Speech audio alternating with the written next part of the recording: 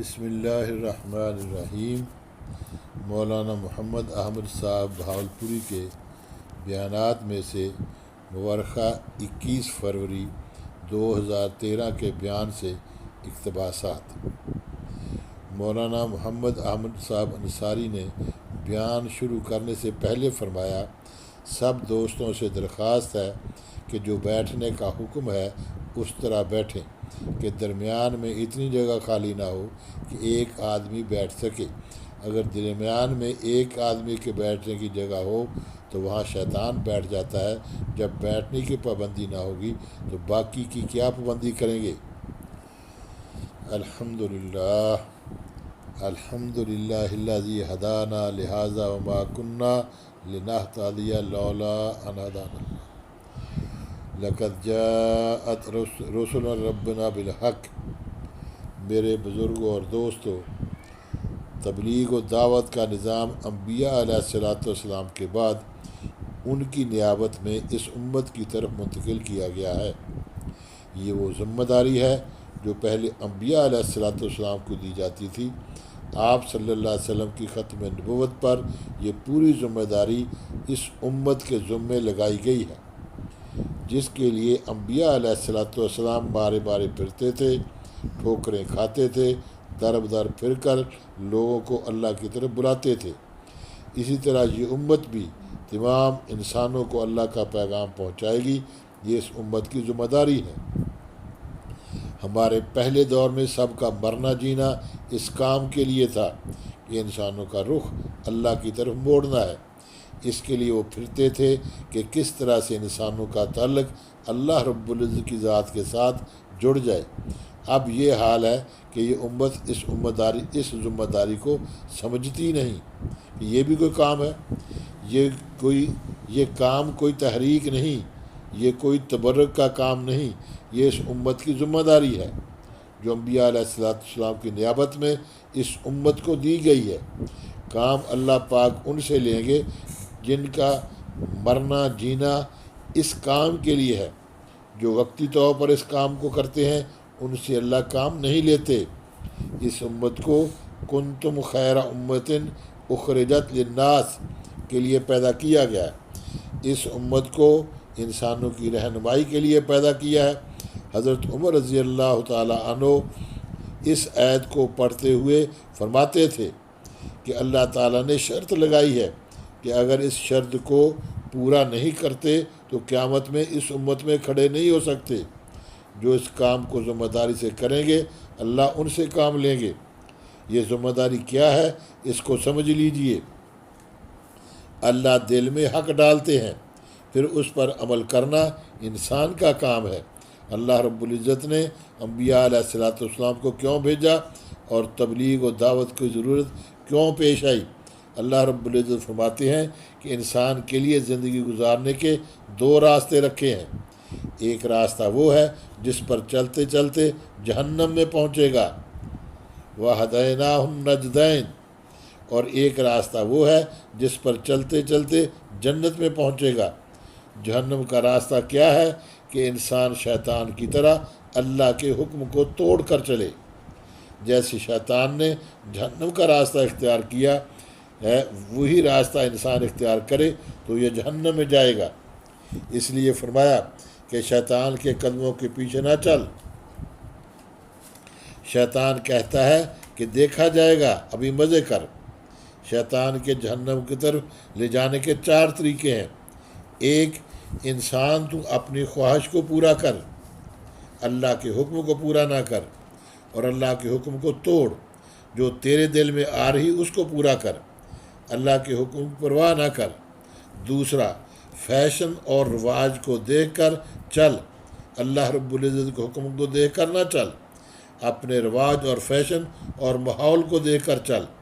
تیسرا، شیطان کا راستہ ہے مال کو اپنی زندگی کا مقصد بنا، اس کے کمانے میں ساری قوت لگا۔ چوتھی بات، آخرت کس نے دیکھی ہے؟ دنیا میں دوسروں کی زندگی کو دیکھ کر اپنی زندگی گزار۔ ان کو اپنا کر انسان اس دنیا کی جہنم بنا لیتا ہے۔ آپ صلی اللہ علیہ وسلم نے بتایا ہے کہ تمہاری زندگی جہنم کی ہے یا جنت کی ہے۔ اگر تمہارے درمیان محبت ہے، تعلق ہے، ایک دوسرے کو بھائیوں کی طرح ملتے ہو، تو سمجھ لو کہ جنت کا سایہ پڑ رہا، اور اگر آپس میں لڑائی جھگڑا ہے، پریشانی ہے، مصیبت ہے، تو سمجھ لو کہ جہنم کا سایہ پڑ رہا ہے۔ جب انسان اللہ کا بن جاتا ہے تو اللہ رب العزت اس دنیا کو بھی جنت بنا دیتے ہیں، اور یہ انسان اللہ کا نہیں بنتا تو اللہ اس دنیا کو جہنم بنا دیتے ہیں۔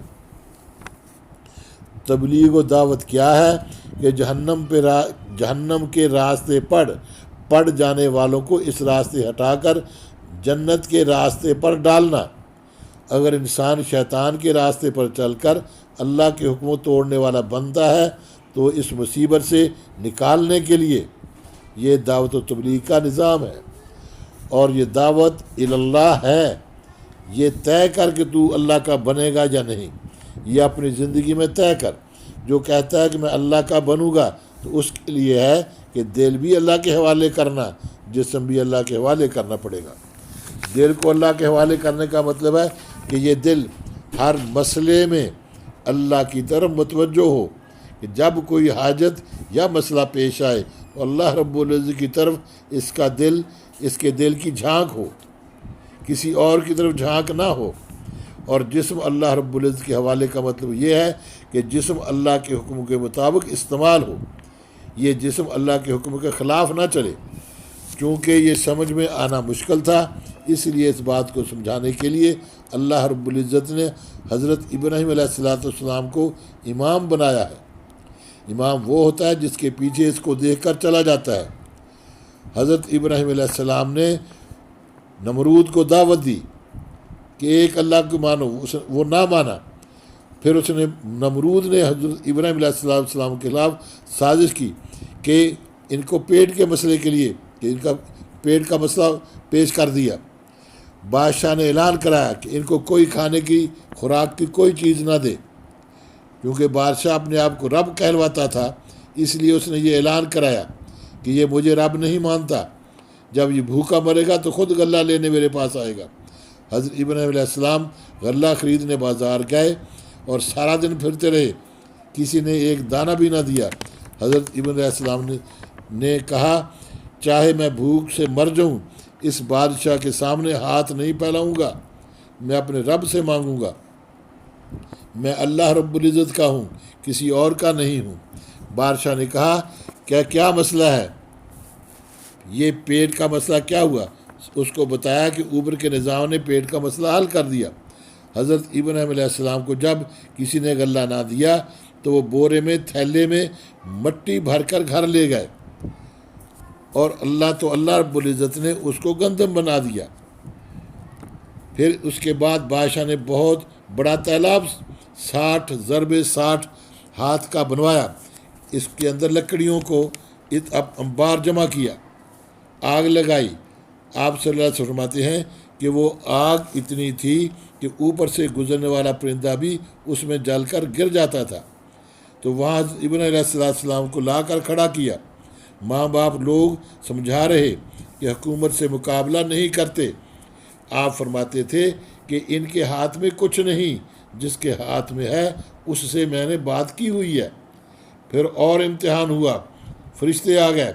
ایک نے کہا کہ میرے ہاتھ میں پانی کا نظام ہے، اگر آپ کہیں تو پانی سے آگ بجھا دوں۔ دوسرے فرشتے نے کہا کہ میرے ہاتھ میں پہاڑوں کا نظام ہے، اگر آپ کہیں تو ان سب کو ختم کر دوں، پہاڑوں کے درمیان پیس کر۔ حضرت ابراہیم علیہ السلام نے فرمایا مجھے تمہاری حاجت نہیں، اگر اللہ رب العزت جلانا چاہتے ہیں تو میں جلنے کے لیے تیار ہوں، اگر وہ بچانا چاہتے ہیں تو وہ قدرت والے ہیں۔ اللہ رب العزت نے براہ راست آگ کو حکم دیا، وہ گلزار بن گئی۔ دل کا اللہ کے حوالے کرنا یہ ہے کہ جب کوئی مسئلہ یا حاجت پیش آئے تو دل کسی دوسرے کی طرف دیکھے نہیں، دل صرف اللہ کی طرف متوجہ ہو۔ ہمارا حال ہے کہ جب کوئی مسئلہ آتا ہے تو ہمارا دل ادھر ادھر دیکھتا ہے، اللہ کی طرف دیکھتا ہی نہیں۔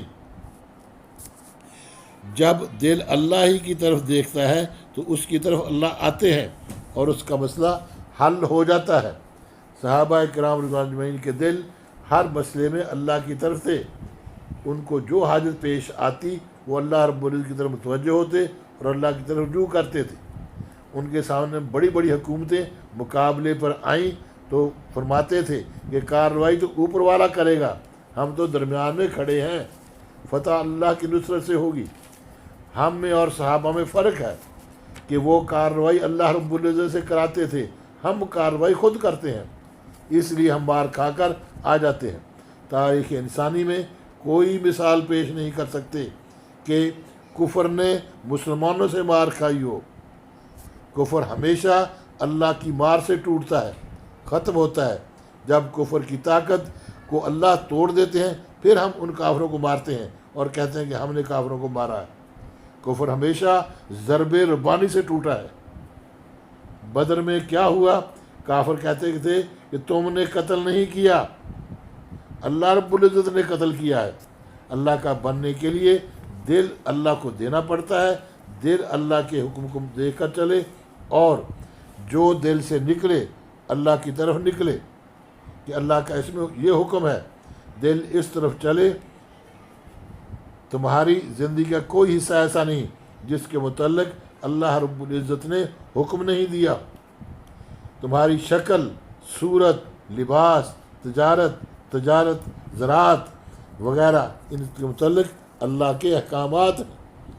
اگر ہم اللہ کے حکم کے مطابق چلے تو اللہ فرماتے ہیں کہ تم میرے ہو ورنہ میرے نہیں ہو۔ جب مسلمان اللہ کے حکم کے مطابق چل رہے تھے تو زمین آسمان ان کے تھے۔ آج کل کے مسلمانوں کو دیکھ کر زمین آسمان بھی کہتے ہوں گے کہ یہ عجیب مسلمان ہیں، کلمہ پڑھتے ہیں لیکن بیٹھتے ہیں کافروں کی گود میں اور ان کی طرز پر زندگی گزارتے ہیں اور سمجھتے ہیں کہ ہم مسلمان ہیں۔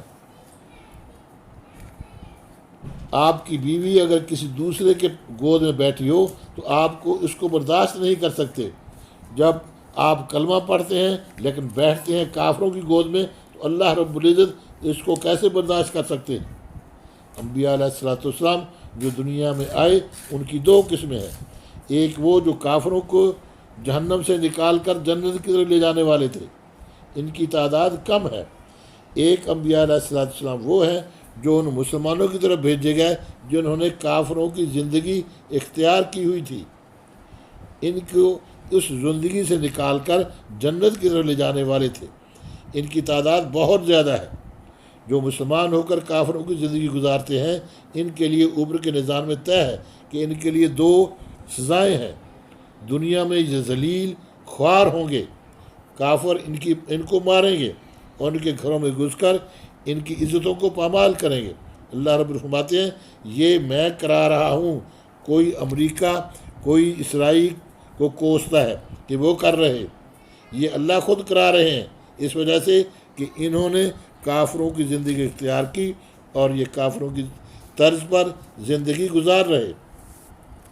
اللہ رب العزت فرماتے ہیں کہ ہم نے اپنے بدمعاش بندوں کو مقرر کیا ہے کہ جو مسلمان کافروں کی زندگی گزارنے والے ہیں ان کو مارو۔ یہ کارروائی مسلمانوں کے خلاف ہوئی ہے۔ جب یہ زندگی کافروں کی طرز پر گزارتے ہیں تو وہ ان کو قتل کرتے ہیں۔ کافروں کی زندگی گزارنے والے مسلمانوں کو دنیا میں سزا کہ یہ ذلیل و خوار ہوتا ہے، دوسری سزا قیامت میں ان کو سخت عذاب دیا جائے گا۔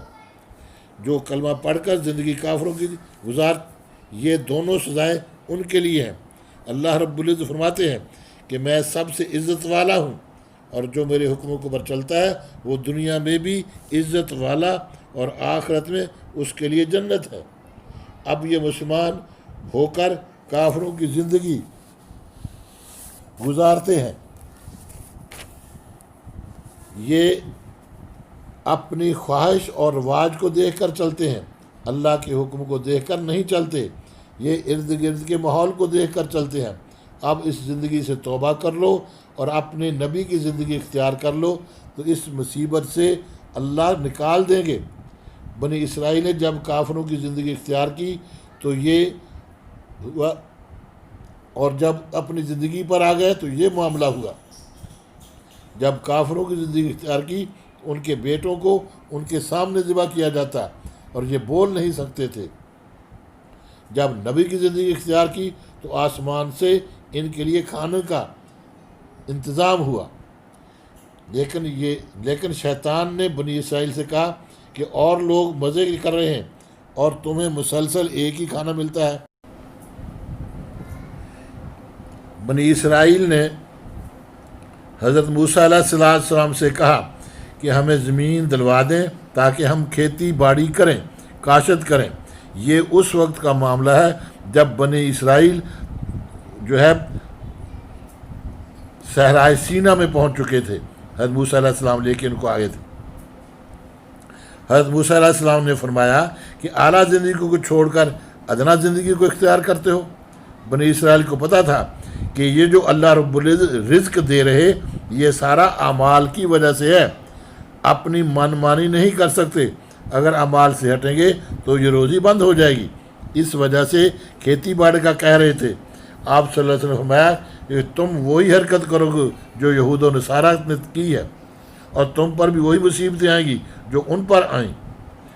کفینا الی بنی اسرائیل فی الکتاب لا تفسدن فی الارض مرتین ولا تعلن علوا کبیرا فاذا جاء وعدنا وعد اولیاء باسنا علیکم عبادا لنا اولی باس شدید فجاسوا خلال الدیار وکان فادا مفعولا۔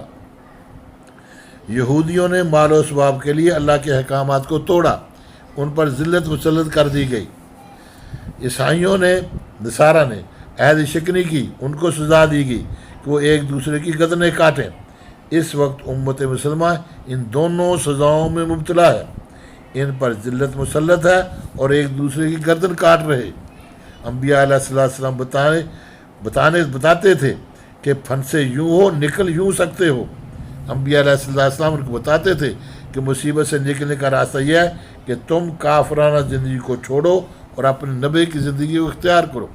کافرانہ زندگی چھوڑے بغیر عافیت مل جائے گی، یہ ناممکنات میں سے ہے، اور نہ دنیا میں عافیت اور نہ آخرت میں عافیت۔ اگر مسلمان ہو کر کافرانہ زندگی سے توبہ نہیں کرو گے تو یہاں بھی مصیبت، آخرت میں بھی مصیبت۔ اس وقت یہ امت کافرانہ زندگی اختیار کرنے کی وجہ سے مصیبت میں گرفتار ہے۔ کہاں یہ امت عافیت امن میں تھی اور کہاں اب یہ مصیبت میں گرفتار ہے۔ دنیا میں جب بھی انسان اس غلط زندگی سے نکلا ہے، دعوت و تبلیغ سے نکلا ہے، اس کے بغیر نکل نہیں سکتا ہے۔ اس لیے کہتے ہیں کہ اپنے نبی کی زندگی کو اور نبی کی محنت کو اختیار کرو اور اس پر واپس آؤ، زندگی پر واپس آؤ، اپنے آپ کو بھی جہنم سے بچاؤ اور انسانیت کو بھی جہنم کے راستے سے بچاؤ۔ جس کے دل میں اللہ نے اس کام کے حق ہونے کو ڈالا ہے وہ ارادہ کریں کہ ہم اپنی ہم اس ذمہ داری پر جو ہماری ہے اس پر دوبارہ آنے کے لیے تیار ہیں، اور اس کے لیے جو اللہ رب نے نظام دیا اس پر چلنے کو تیار ہیں۔ اور یہ کام افراد کا نہیں، پوری امت کا ہے، پوری امت کے ذمے ہے۔ تو ہم اس لیے محنت کریں کہ پوری امت دوبارہ اس ذمہ داری پر آئے، اس محنت کو کرنے والی بن جائے۔ تیسرا یہ بھی طے کرے کہ میرا مرنا جینا اس ذمہ داری کے لیے ہوگا، اور کافروں کی زندگی سے توبہ کرتا ہوں اور اپنے نبی کی زندگی کو اختیار کروں گا۔ یہاں رہنا نہیں، یہاں سے جانا ہے، اور قیامت میں جس کی زندگی لے کر آؤ گے اس کے ساتھ حشر ہوگا اور اس کے ساتھ ہی جاؤ گے۔ حضور اکرم صلی اللہ علیہ وسلم کو فرمانا ہے کہ دنیا میں کافروں کی زندگی گزاری اور قیامت میں اس زندگی کو لے کر آؤ گے تو میرے ساتھ قیامت میں نہیں جا سکو گے۔ اب نبی کی زندگی بھی آ جائے اور نبی کی محنت بھی آ جائے، یہ گھر بیٹھ کر یا مسجد میں بیٹھ کر نہیں آئے گی۔ اس کا آنا آسان ہے جب انسان اپنے آپ کو حضور اکرم صلی اللہ علیہ وسلم کی محنت میں ڈال دیتا ہے تو نبی کی زندگی بھی آ جاتی ہے، نبی کی محنت بھی آ جاتی ہے۔ صحابہ کرام رضوان اجمعین آپ صلی اللہ علیہ وسلم کی محنت میں اپنے آپ کو ڈالا، نبی کی محنت بھی آ گئی، نبی کی زندگی بھی آ گئی۔ صحابہ رضوان اجمعین نے پوری زندگی اس محنت میں لگائی۔ صحابہ سے پوچھو کتنے وقت کے لیے، تو وہ کیا کہتے ہیں، جب تک یہ محنت آ نہیں جائے گی ہم گھروں کو واپس نہیں آتے۔ ہمارے حضرات فرماتے ہیں اگر ہم یہ مطالبہ رکھیں تو آدھے تو یہیں ختم ہو جائیں اور آدھے گھر جاتے ہی ختم ہو جائیں کہ ہمیں ساری زندگی کے لیے بلایا جا رہا۔ اس لیے ہمارے حضرات فرماتے ہیں کہ دوبارہ اس محنت پر لانے کے لیے عمر میں ایک دفعہ 4 مہینے لگائیں تاکہ اس کو اس جو ہے زندگی کو ہم اختیار کریں. پھر ہر سال 40 دن، ہر ماہ 3 دن اپنے مقام پر ہفتے کے 2 اگست یہ ہمارے اجتماعات میں شرکت اس کے لیے فرمائیں. جتنا حوصلہ ہو سکتا ہے اس کا ارادہ فرمائیں. اللہ مجھے آپ کو اس کام کرنے کی توفیق عطا فرمائے. جس کے دل میں اللہ رب العزت نے اس کام کا حق ہونا ڈالا ہے وہ کچھ نہ کچھ ارادہ ضرور کرے. حوصلے سے فرمائیں. اللہ رب العزت کا دستور ہے کہ جو 4 قدم چل سکتا ہے وہ چلے. آگے کی توفیق اللہ رب العزت دے دیتے ہیں. اللہ کے قرب کے لیے قربانی دینی پڑتی ہے. خالی ہاتھ نہ جاؤ، کچھ نہ کچھ ارادہ کر کے جاؤ. اللہ رب العزت کے قرب کے لیے اتنا کر سکتے ہو اتنا کرو. فرماؤ حوصلہ اور ہمت سے.